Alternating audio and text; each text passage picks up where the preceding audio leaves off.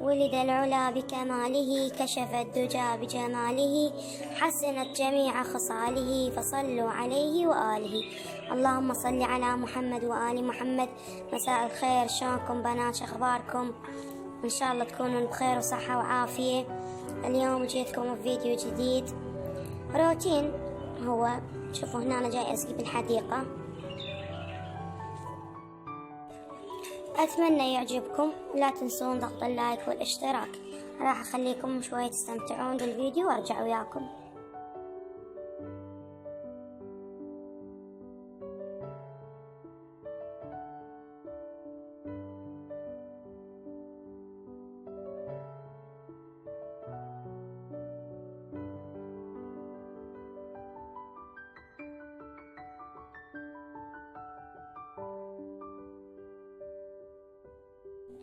طبعا احنا هنا حديقتنا صغيرة، كلش صغيرة، بس انا احب الزرع واحب ازرع دائما واحب الاشجار.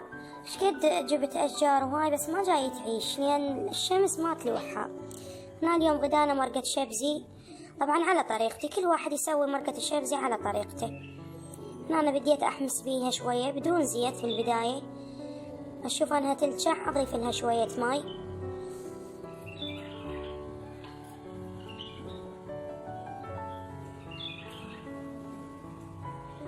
ضفت لها شوية ماي وبديت أحمس فيها.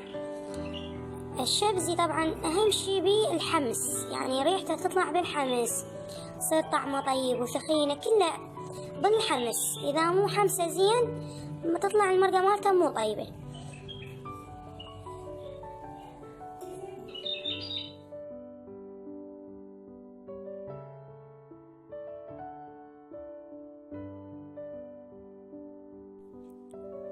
أنا راح أحمس بيه لما يصير لونه أحمر، لما أشوف لونه يتغير يلا.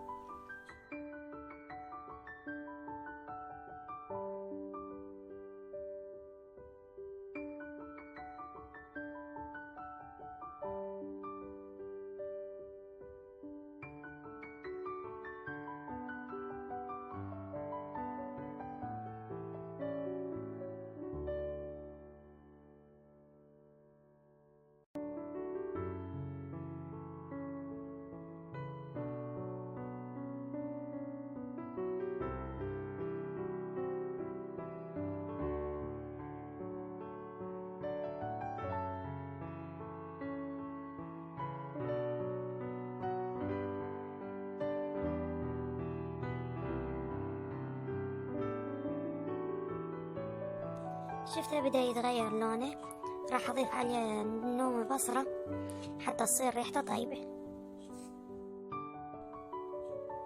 شوفوا هنا أنا حبايبي بدأ يتغير لونه، حتى أضيف النوب عليه الزيت أو الدهن.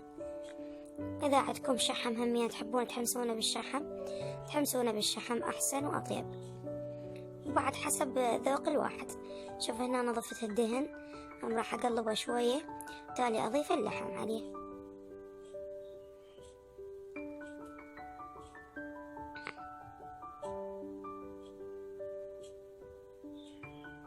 ضفت عليه اللحم، راح أقلبه شوية.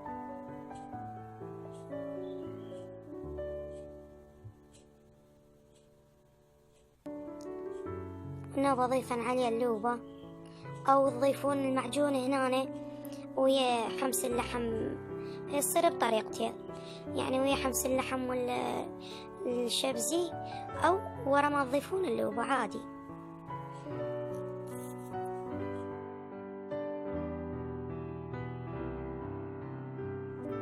أنا ضفت اللوبة وراح أظل أقلب شوية على ما يتجانس وياخذ ريحة ونكهة الشبزي والنومي هو واللحم.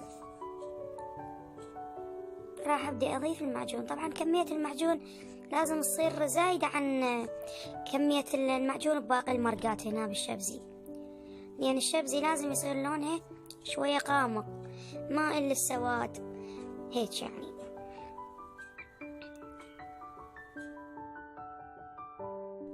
طبعا كل واحد حسب طريقته بإضافة بعض الشغلات للمرقة، خاصة مالت الشبزي. ناس تضيف ثوم أو بصل، وبعد شغلات هواي يعني ما أتذكرهن، يعني أنا ما أضيفنهن، بس أكو ناس لا والله يضيفونهن، بس أحسها مو طيبة. هيك بهاي الطريقة تطلع أحلى وأطيب. طماطة أكو بيهم يضيفون.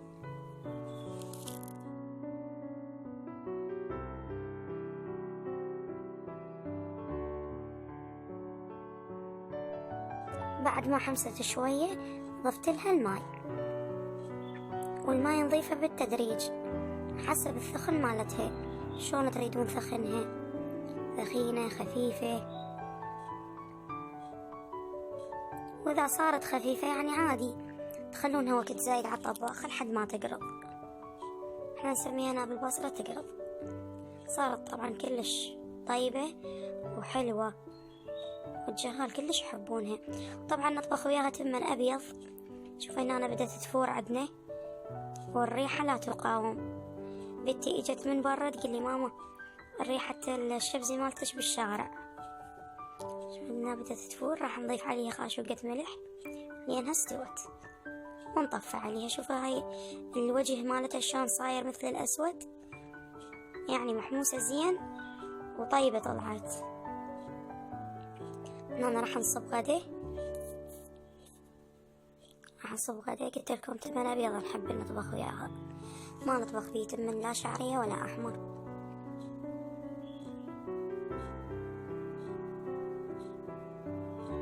ساهمكم عافية اللي تحبون الشبزي.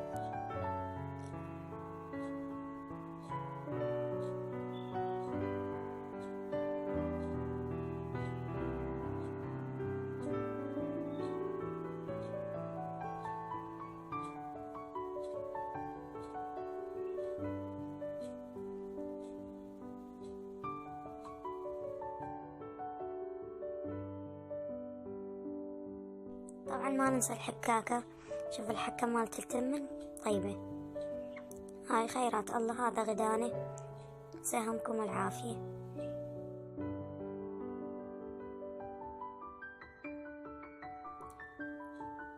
بناتي هنا أنا راح أسوي رز بحليب.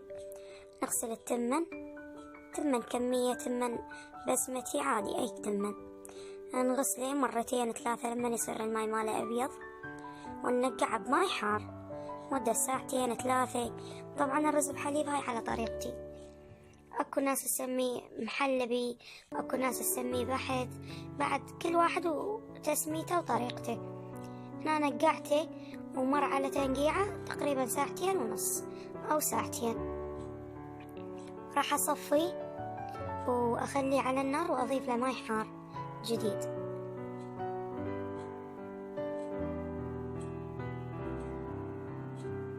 إذا تريدون تكسرونه بإيدكم شوية حتى ينعم، بدل ما يصير هيك خشن ينعم شوية، تخلونه على النار. بديت أكسر بيه شوية حتى ينعم شوية، مو يعني مو تمرطونه كلش. أنا جبت خليته على النار وراح أضيف عليه ماي حار.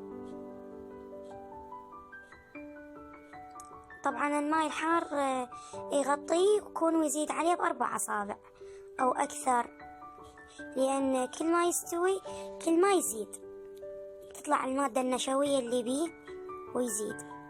أنا شوف سويت كوبين صغار بس ما شاء الله، سويت كوبين صغار بس ما شاء الله كلش زاد. أنا راح أخلط حليب باودر كوبين وأضيف عليهن ماي حار وأضيفهن على التمن بعد ما استوى.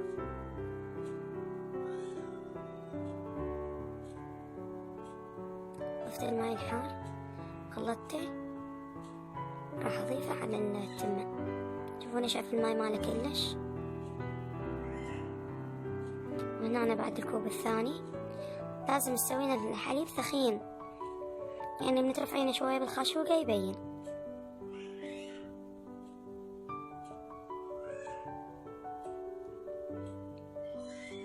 طبعا وصفة كلش طيبة وحلوة وسريعة وسهلة، يحبونها الأطفال كلش يحبونها ومفيدة.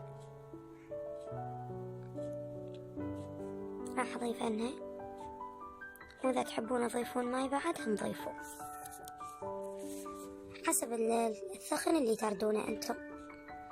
شوف هسه هذا بعد يحتاج له شوية ماي، اضيف له شوية ماي، والنوب اضيف عليه سكر او شكر، شنو تسمونه انتم.